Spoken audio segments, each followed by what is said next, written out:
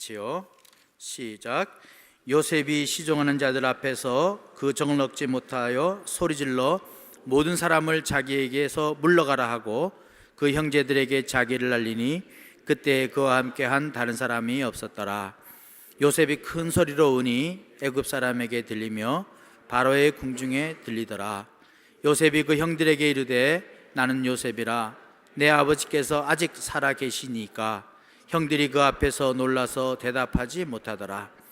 요셉이 형들에게 이르되 내게로 가까이 오소서. 그들이 가까이 가니 이르되 나는 당신들의 아우 요셉이니 당신들이 애굽에 판 자라. 당신들이 나를 이곳에 팔았다고 해서 근심하지 마소서. 한탄하지 마소서. 하나님이 생명을 구원하시려고 나를 당신들보다 먼저 보내셨나이다. 이 땅에 2년 동안 흉년이 들었으나 아직 5년은 밭갈이도 못하고 추수도 못할지라. 하나님이 큰 구원으로 당신들의 생명을 보존하고 당신들의 후손을 세상에 두시려고 나를 당신들보다 먼저 보내셨나니 그런즉 나를 이리로 보낸 이는 당신들이 아니요 하나님이시라. 하나님이 나를 바로에게 아버지로 삼으시고 온 집의 주로 삼으시며 애굽 온 땅의 통치자로 삼으셨나이다. 당신들은 속히 아버지께로 올라가서 아뢰기를 아버지의 아들 요셉의 말에 하나님이 나를 애굽 전국의 주로 세우셨으니 지체 말고 내게로 내려오사 아버지의 아들들과 아버지의 손자들과 아버지의 양과 소와 모든 소유가 고센 땅에 머물며 나와 가깝게 하소서. 흉년이 아직 5해가 있으니 내가 거기서 아버지를 복량하리이다. 아버지와 아버지의 가족과 아버지께 속한 모든 사람에게 부족함이 없도록 하겠나이다 하더라고 전하소서. 당신들의 눈과 내 아우 베냐민의 눈이 보는 바 당신들에게 이 말을 하는 것은 내 입이라. 당신들은 내가 애굽에서 누리는 영화와 당신들이 본 모든 것을 다 내 아버지께 아뢰고 속히 모시고 내려오셔서 하며 자기 아우 베냐민의 목을 안고 우니 베냐민도 요셉의 목을 안고 우니라.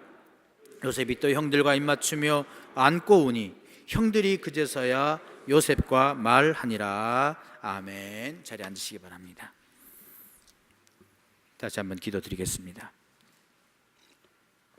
하나님, 많고 많은 사람들 중에 저희를 선택하시고 저희를 뽑으시고 저희를 주님의 자녀로 삼으시며 이 시간 하나님의 집에 엎드리며 또한 말씀을 듣게 하시니 참으로 감사합니다. 주님, 수고하고 무거운 짐잔 다 내게로 오라 말씀하셨사오니 지금 모든 짐 다 내려놓고 오직 주님만 바라봅니다. 십자가만 바라봅니다. 주님의 놀라운 진리를 깨닫게 하시고 주님의 그 풍성한 은혜를 경험하는 귀한 시간 되게 도와 주시옵소서. 전한 자가 심히 부족하고 연약하오니 주께서 힘주셔서 주의 말씀을 담대하게 전하게 도와주옵소서.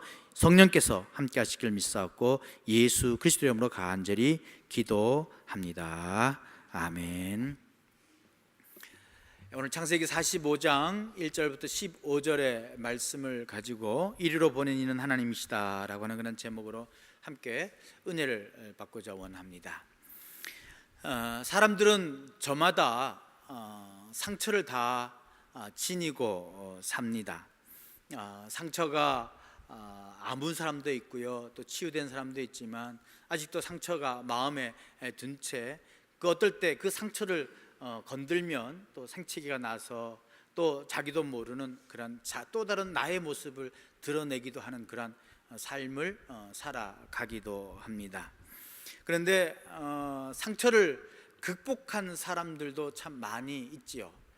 그 중에 우리 잘 아시는 80년대 유명한 코미디언이 있었죠. 못생겨서 죄송합니다 라고 하는 그런 유명한 대사로 일약 한국의 큰 스타가 되었던 이주일이라고 하시는 분이 계십니다. 말도 안 되는 막춤을 추면서 등장하면서 못생겨서 죄송합니다, 그리고 정 안 되니까 다음에 또 보여드리겠습니다 라고 하면서 늘 또 웃음을 주었던 그 코미디언이 있습니다. 어떻게 보면 자신의 외모를, 자신의 컴플렉스를 이용하고 또 그 컴플렉스를 통해서 자신의 상처를 치유한 그러한 사람들 가운데 한 사람입니다. 또 한 사람, 자신의 상처를 극복한 사람이 있습니다. 바로 오바마 대통령입니다. 오바마 대통령이 된 후에 처음 가진 기자회견에서 어떤 기자가 물었습니다. 딸들에게 강아지를 사준다고 약속했는데 어떤 강아지를 사주겠느냐라고 질문했다고 합니다. 아마 대통령이 되면 백악관에 들어가서 강아지를 꼭 키우는 모양이에요. 그래서 어떤 강아지를 키우겠느냐라고 하는 그런 질문에 대답을 하는데 강아지를 고르는데 두 가지 조건이 있다고 합니다. 하나는 딸 아이가 알러지가 있어가지고요, 알러지가 안 걸리는, 피할 수 있는 그런 종류. 또 한 가지는 유기견 보호소에 있는 그 개를 어답트를 하겠다라고 그렇게 이야기했다고 합니다. 주인에게 버림받아서 혹은 주인을 잃어버려서 길에 떠도는 그런 개들이 모여있는 보호소에 있는 그 개 중에 한 마리를 입양해서 데리고 가겠다라고 그렇게 이야기를 하면서 슬쩍 이런 이야기를 덧붙입니다. 농담으로 한마디 더 하는데요, 유기견 보호소에는 말할 필요도 없이 나 같은 잡종견들이 많겠지요 라고 그렇게 한마디를 툭 던집니다. 뒤에 있던 참모들도 쓱 웃었고요, 기자들도 웃었는데 그 말에는 뼈가 있는 말이죠. 왜냐하면 대통령 유세 동안에 많은 비판 가운데 하나가 바로 백인과 흑인의 혼혈하다라고 하는, 잡종이다라고 하는 그러한 말들로 이 오바마를 많이 괴롭혔기 때문에 오바마가 슬쩍 농담으로 한마디 한 것입니다. 따지고 보면 이 농담은 웃을 수 없는 농담입니다.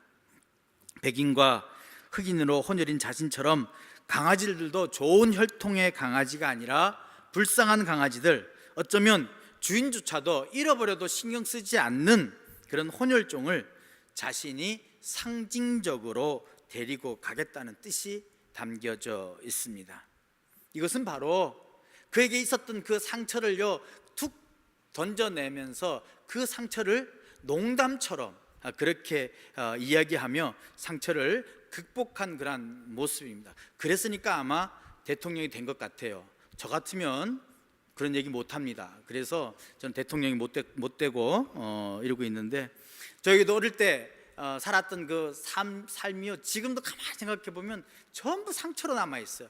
괜히 조금 무시당하면 막 팍팍 튀는 이유가 제가 하도 무시받고 살아가지고 그런 상처들이 있는 것 같아요. 솔직하게 다 드러내고 솔직하게 치유받으면 좋을 텐데 괜히 이렇게 가난하고 무시당하고 맨날 두드려 맞고 못생겼다 놀림당하고 막 이렇게 상처를 받았기 때문에 그것들이 아직도 내 마음속에 켜켜 있는 것 같아요. 그래서 제가 가만히 보면 굉장히 착하게 생겼잖아요, 그죠? 선하게 생기고 뭐 하나 뭐 이렇게 화낼 줄도 모르고 물러 터진 사람처럼 그렇게 생겼지만 실은 저 바닥 깊숙이에는요 아주 상처의 찌꺼기들이 잔뜩 모여 있어요. 그래서 그 수도 탱크에 물청소하려고 그 센 그 물로 하면은 밑에 있는 상처가 확 그 뭐죠? 그 부스러기들이 다 올라오는 것처럼요. 저도 갑자기 한 번씩 벨리 버튼을 누르면요 그냥 아무것도 앞에 안 보이고요 막 화를 내는 그런 저의 모습들을 보면서 아직도 내가 상처를 많이 치유받지 못했구나. 그래서 일부러 더 내가 못생겼다 얘기하고 일부러 더 나는 상처 많은 사람입니다 얘가 키 작다 그러고 무시당했다 그러고 자꾸 얘기하는데도요 그게 잘 되는 것 같지가 않아요. 누구나가 다 그런 것 같아요. 누구나가 어떤 행동들을 할 때 보면 조금씩 튀는 그러한 모습들은 바로 그런 상처들이 우리에게 있기 때문입니다. 그런데 오늘 본문에 나오는 요셉, 누구보다도 상처를 많이 받지 않았을까요? 형들에게 팔려가지고요 형들에게 모함받아서 구덩이에 빠져 있고요, 또 애굽에게 팔려가고요, 또 그가 섬기던 그 장군의 아내의 모함에 빠져가고 감옥에 갇히고요, 그 감옥에서도 금방 나갈 줄 알았는데 오랫동안 자기를 무시하고 자기를 잊어버린 그 사람 때문에 오랫동안 그 감옥에 갇히면서 얼마나 그 마음속에 상처가 많이 있었겠습니까? 그래서 내가 차별받았다, 억울하다 이런 생각이 왜 없었겠습니까? 다른 사람들도 아니고 형제들에게 당해서 종으로 팔려왔으니 이를 갈 만큼 큰 아픔이고 상처였을 것입니다. 근데 오늘 본문에 보면 참 성숙한 사람으로, 상처가 치유된 사람으로, 상처가 극복되고 그를 죽이려고 했던 그 형제들을 껴안는 그런 모습을 우리는 오늘 본문을 통해서 볼 수 있습니다. 거기까지는 그에게는 하나님의 은혜가 있었고요, 무엇보다도 그에게 상처를 치유할 수 있는 그런 긴 과정이 있었다라고 하는 사실입니다. 그런데 그것은 다름 아닌 자기 자신을 정확하게 평가할 수 있는 그런 시간과 능력이 있었다라고 하는 거예요. 자기 자신을 돌아보는 그러한 시간이 있었다라고 하는 거예요. 자기 자신을요 돌아보고 평가하면서 그는 그 자신이 왜 여기에 있게 되었는가, 이 자리에 있게 하게 된 것이 왜 그런가라고 알게 되었다라고 하는 사실입니다. 요셉은 자신을 어떻게 평가합니까? 이런 자리에 오르게 된 것이 바로 하나님이 그렇게 해주셨구나, 내 인생 자체가 하나님의 작품이구나, 내가 잘나서 성공한 것이 아니라 하나님이 그 자리에 있게 하시고 톱니바퀴처럼 정확하게 맞물리게 하셔서 성공하게 하셨구나, 그것을 알고 고백하는 거예요. 그래서 창세기 50장 20절에 보면요 이런 말씀이 있습니다. 당신들은 나를 헤아려 하였으나 하나님은 그것을 선으로 바꾸사 오늘과 같이 많은 백성의 생명을 구원하게 하시려 하셨나니라고 고백하고 있는 것을 볼 수 있습니다. 자신의 삶을 평가하는데 그 모든 과정이 하나님이 하셨다라고 하는 거예요. 그래서 오늘 본문에도요 1절부터 15절까지 하나님이라는 단어가 5번 이상 나옵니다. 그 짧은 구절 가운데 하나님이 하셨습니다, 하나님이 하셨습니다, 하나님이 내 인생을 주관하고 계십니다, 하나님이 모든 것을 주관하고 계십니다라고 고백하고 있는 것을 볼 수 있어요. 이런 고백을 하는데 그 상처가 어떤 의미가 있겠어요? 이런 고백을 하는데 그가 복수하고 싶은 마음이 있겠습니까? 내가 상처를 받았으니까 상처를 주어야 되겠다라고 그런 마음이 들겠습니까? 이 모든 것이 하나님께서 하신 일인데요. 그러기에 그 자신의 삶을 평가해 볼 때 우리는 상처가 극복될 수 있고 상처가 치유될 수 있다라고 하는 거예요. 어떤 이들은 자기가 입은 상처 때문에요 지금 자기가 만나는 이들과 좋은 관계를 맺는데 실패하기도 합니다. 여러분 가끔씩이요 우리 자녀들 막 이렇게 미운 짓 하면 굉장히 밉죠. 그거 왜 미운지 아세요? 꼭 나 같아서 그러는 거예요. 꼭 나 같아서. 꼭 나 같으니까요 내가 정말 잊어버리고 싶은 그 어린 시절의 그 행동들이요 우리 아들 딸에게서 조금 막 드러나니까요 막 미운 거예요. 내가 싫은 거거든요. 내 상처가 있기 때문에 그러는 거예요. 여러분들이 싫어하는 사람들 가만히 보세요. 내가 상처받은 사람들과 똑같은 행동을 하면 그 사람 싫어하는 거예요. 나의 행동을 보십시오. 내가 상처받은 것 때문에 나에게 드러난 것들이 얼마나 많은지요. 그래서요 어떨 때는요 자신의 분노를 주위에 상관없는 사람들에게 무차별적으로 풀기도 합니다. 근데 그렇게 푸는 사람도 꼭 하는 말이 있어요. 뭔지 아세요? 나 뒤끝 없어 라고 그래요. 나 뒤끝 없어. 이미 상처받은 사람은 엄청 상처받았는데 자기는 뒤끝 없대. 그리고 쏙 잊어먹어요. 그런 일 했는지도 몰라요. 그러면 막 그냥 속에서 그냥 말 안 합니다. 때로는요 마음에 생긴 상처 때문에요 삶 자체를요 거칠게 살아가는 사람들도 있지 않습니까? 쉽게 예민해지는 모습 다 그거요 상처가 있기 때문에 그렇습니다. 그런데 상처를 이기고 상처를 극복한 사람들을 보면 그들은요 그들의 삶에 감사하는 마음을 갖고 있는 것을 보게 됩니다. 그것으로 그치지 않고요 기쁨과 은혜를 나누려고 합니다. 그게 바로 오늘 본문에 나오는 요셉입니다.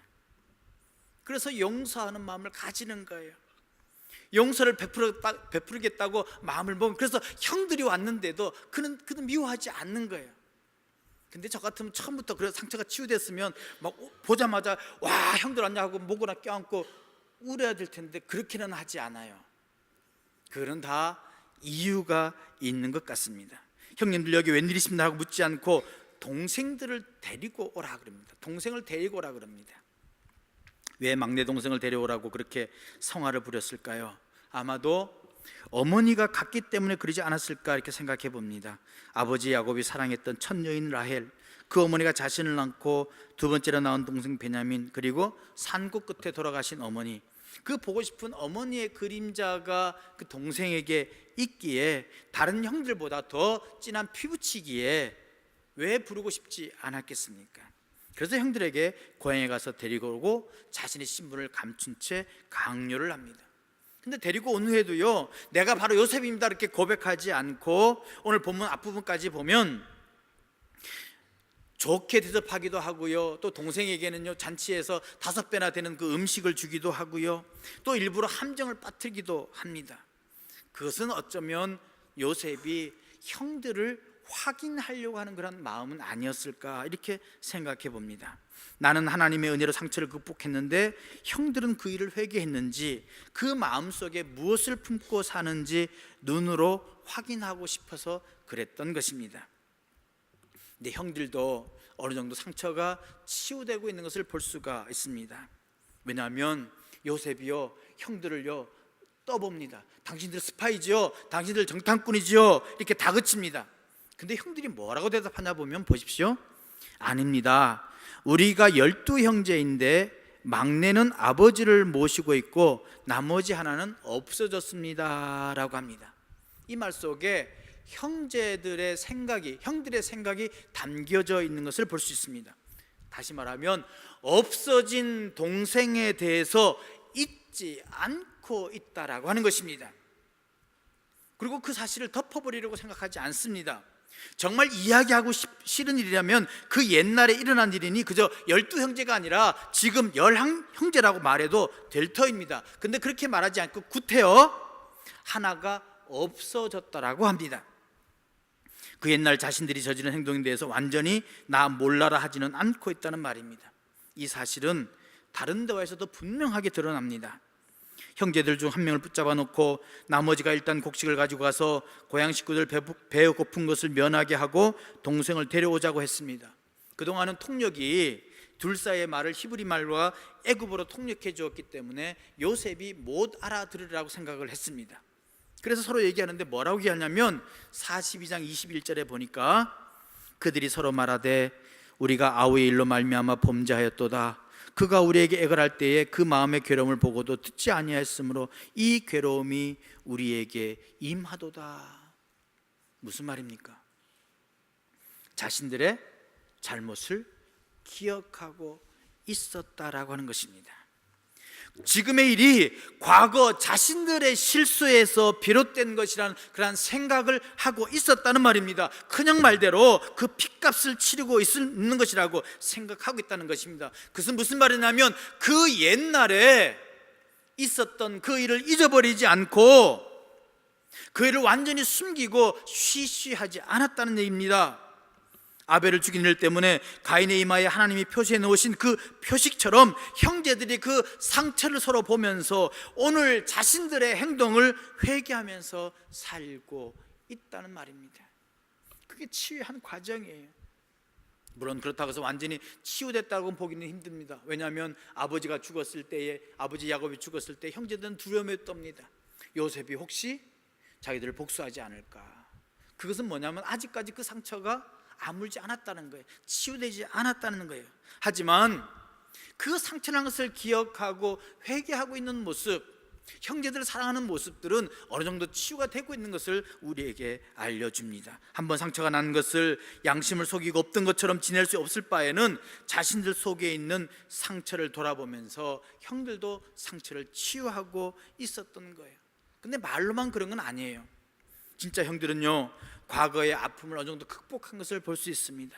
언제 그것을 확인할 수 있냐면 동생 베냐민 곡식 자루에 은잔을 몰래 넣어서 함정을 파놓고 형들을 잡아들여서 추궁할 때 보면 압니다.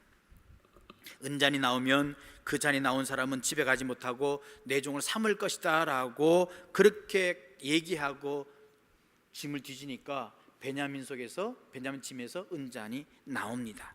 자, 그러면 옛날 같았으면요 형들 어떻게 했겠습니까? 베냐민 버렸을 것입니다. 지금 일단 나머지 10명이라도 살아야 한다, 우리가 지금 가지 않으면 고향에 있는 식솔들이 다 굶어 죽는다, 일단 우리가 살고 보자, 그렇게 말하지 않았겠습니까? 근데 그렇게 하지 않았습니다. 더더군다나요, 베냐민을 시기할 만한 조건도 있습니다. 은잔을 보내기 전에 연회를 베풀 때 요셉은 베냐민이 자기 동생이니까요, 베냐민에게 음식을 5배나 더 줍니다. 옛날 형들 보십시오. 시기와 질투가 있었던 사람들입니다. 애굽의 가장 높은 자리에 있는, 왕 다음 높은 자리에 있는 사람이 그 베냐민을 더 좋아합니다. 그리고 베냐민과 더 가까이 얘기합니다. 그러면 형들은 어떻겠습니까? 형들이 당연히 시기가 날 거예요. 왜요? 옛날 요셉은요, 조금 좋은 옷 입었다고 요셉을 미워했습니다. 아버지에게 고자질했다고요, 미워했습니다. 그리고 그 요셉을 죽이려고까지 했던 형들입니다. 그런데 지금은요, 베냐민이 높은 자리에 있는 고관들하고 그렇게 가까이 있는 것을 보고도 그들은 시기하지 않았습니다. 오히려 베냐민을 목숨을 담보해서 자기가 감옥에 가겠다라고까지 이야기하는 그런 형들의 모습, 생명이 오가는 급박한 상황에서도 옛날 같으면 쉽게 팔아버리는 일을 모의할 만한데도 형들은 그렇게 하지 않았습니다. 그것은 바로 그 상처를 극복하고 있다는 그런 방증이기도 합니다. 누구에게나 상처가 다 있기 마련입니다. 다른 사람 때문에 내가 받은 상처가 아니라도 내가 실수를 저질러서 상처가 남기도 합니다. 때로는 나도 넘어지고 다른 사람을 넘어뜨리기도 합니다. 나도 모르게 한 말 한마디, 험하게 인상 쓴 것 하나 때문에 다른 사람을 실족하게 하기도 합니다.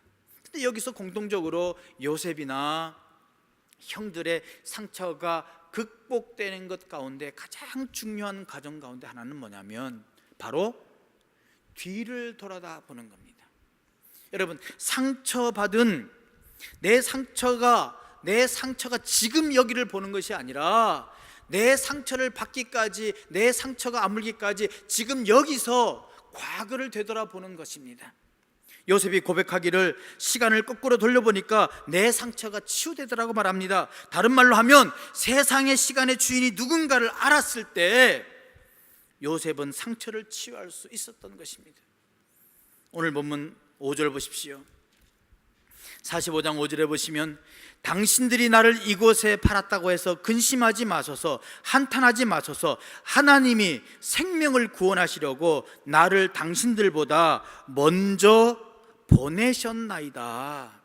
하나님이 나를 당신들보다 먼저 보내셨습니다 라고 고백합니다. 자기의 당한 일부터 지금까지의 일을 생각하면 고생이 눈물을 가려서 눈앞에서 옛 죄악을 기억하며 벌벌 떨고 있는 형들을 무참하게 발로 짓누르고 싶은 생각이 왜 들지 않았겠습니까? 근데 요셉은요, 시간을 자기가 상처를 입은 순간부터 세는 것이 아니라 지금 여기 이 자리에서부터 거꾸로 되돌아보는 것입니다. 그러면서 내가 이 자리에 있게 된 것은, 내가 여기에 서 있게 된 것은 바로 하나님의 계획이었구나, 하나님의 섭리였구나, 형들의 마음을 움직여서 나를 팔게 하신 것 바로 하나님이셨구나, 지금 이 순간 생명을 구원하기 위하여 하나님께서 나를 먼저 여기에 보내셨구나라고 고백한다고 하는 것입니다. 내가 이 자리에 이르게 된 것이 하나님의 섭리구나, 하나님의 은혜이구나, 그것에 눈을 뜨고 나니까 자기들 형들 앞서 보내신 분이 하나님이신 것이 보였다라고 하는 것입니다. 하나님이 하신 일인데 그게 어떻게 내게 상처가 되겠습니까? 왜 복수합니까? 하나님이 오늘 이렇게 살게 하시려고 나를 이곳에 보내셨는데요. 그렇습니다. 우리도 요셉처럼 하나님이 앞서서 이곳에 보내지 않으셨습니까? 지금 돌이켜보면 지금 있는 것이 어쩌면 최선의 선택이 아니었는지도 모른다는 생각이 들기도 합니다. 때로는 후회되기도 합니다.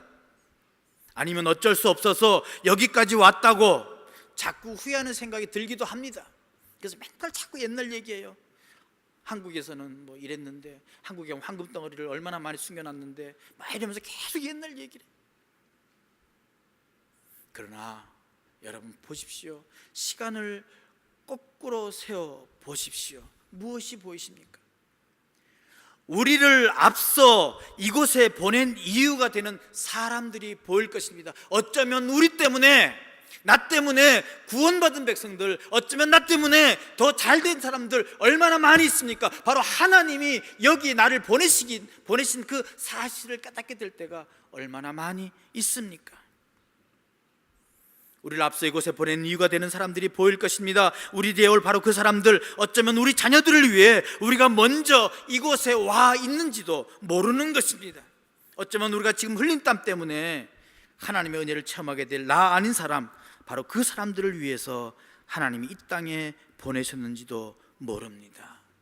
누가 이 일을 계획했습니까? 누가 이 일을 만들었습니까? 내가 했습니까? 아니요, 하나님이 하셨습니다. 사람이 아니라 바로 하나님이 하셨습니다. 지금부터 뒤로 시간을 보내면 나를 앞서서 보내신 분이 지금 내 모습을 통해서 무엇인가 준비하고 계신다는 것을 발견하게 됩니다. 그것이 보이면 내 상처가 아물기 시작하는 것입니다. 하나님이 용서를 가르쳐 주시기 때문에 우리는 치유될 수 있습니다. 그 사람이 아니었으면, 그 아픔이 아니었으면 내가 여기에 설 수 없었다는 사실, 그것을 깨닫게 될 때 그것을 전부 다 은혜로, 감사로, 찬양으로 받아들이게 되는 것입니다. 이 마음이 들 때야 비로소 다른 사람이 보이기 시작합니다. 하나님이 나를 고쳤습니다, 감사합니다. 그런데 아직 저기 상처 입고 치유되지 못한 사람이 있습니다. 저 사람에게도 하나님의 사랑으로 치유하기를 원합니다. 나를 치유해 주신 그 능력으로 나를 도구로 써서 저 사람을 치유해 주시옵소서라고 그런 기도가 절로 나오게 되는 것입니다. 물론 어려움이 있습니다. 옛날의 아픔이 쉽게 사라지지 않을 수도 있습니다. 그러기에 노력이 필요합니다. 과거의 상처를 완전히 치유받으려면 영적인 실력이 필요합니다. 한두 번에서 될 것도 아니고 압도적인 그런 영적인 실력을 갖춘 사람이 그런 일을 한다는 것, 우리는 요셉을 통해서 알 수 있습니다. 한두 번 용서하는 것, 어쩌면 조금 연습하면 될지도 모르겠습니다. 그런데 상처를 치유하는 과정이 계속되고 계속해서 용서하게 되는 것은 하나님이 주신 강한 영적인 실력이 있어야 합니다. 요셉은 그것을 어떻게 갖추었습니까? 요셉의 고백을 보면 그 답이 있습니다. 우리 성경 한구절 찾겠습니다. 본문 창세기 50장 19절입니다. 우리 한 구절만 찾아보겠습니다. 창세기 50장 19절입니다.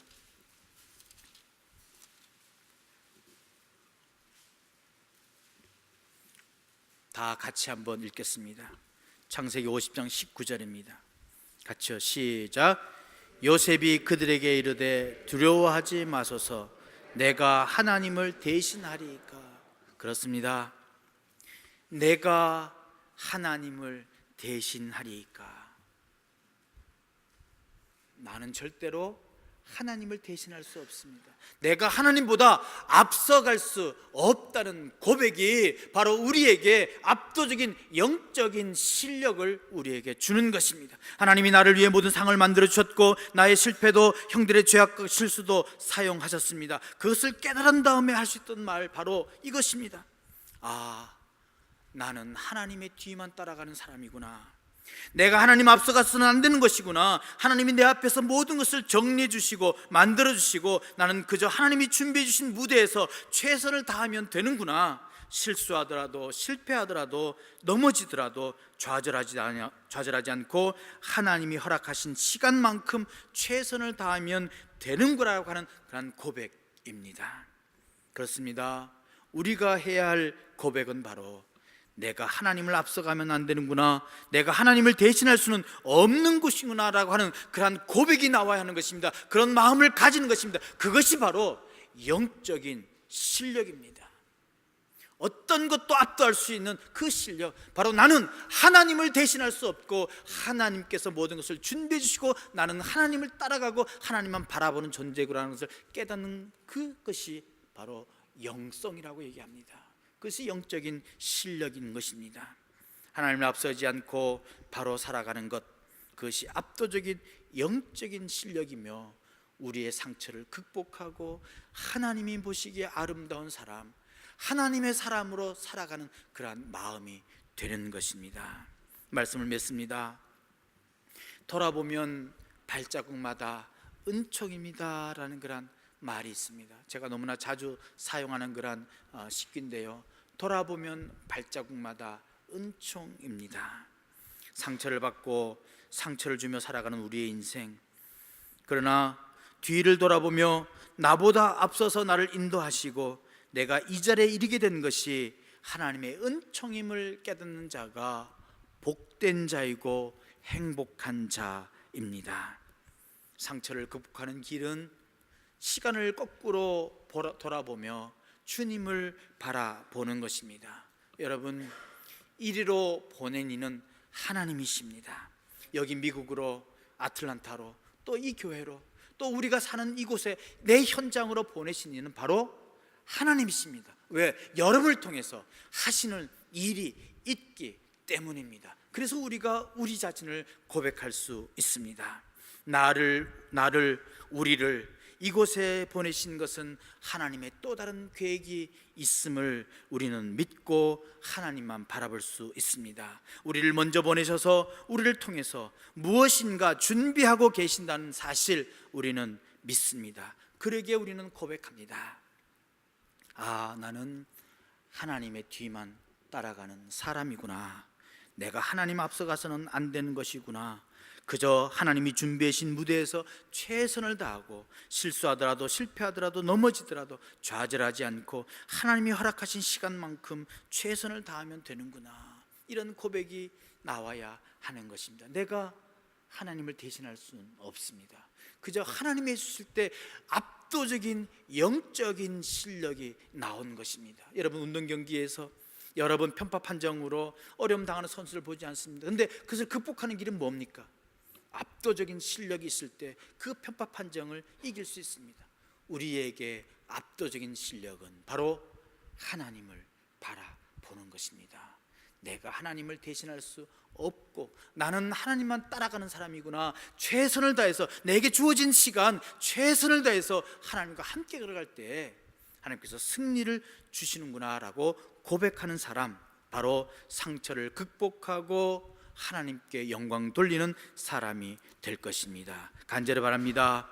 내가 하나님을 앞서지 않겠습니다. 나를 이리로 보내신 이는 하나님이십니다. 나를 통해서 뭔가 하실 것을 기대합니다라고 고백하며 나를 있게 하시고 나를 이리로 보내신 하나님을 찬양하며 감사하며 압도적인 영적인 실력을 가지고 승리하며 살아가는 행복한 자들이 되시기를 주님의 이름으로 간절히 축원드립니다. 기도하겠습니다. 하나님, 감사합니다. 나를 이리로 보내시는 하나님이십니다. 내가 하나님을 대신할 수 없습니다 라고 고백했던 요셉처럼 주님께 고백합니다. 우리를 이리로 보내신 것, 여기로 보내신 것, 이 자리로 보내신 것 바로 주님의 섭리입니다. 주님의 계획입니다. 주님의 뜻입니다.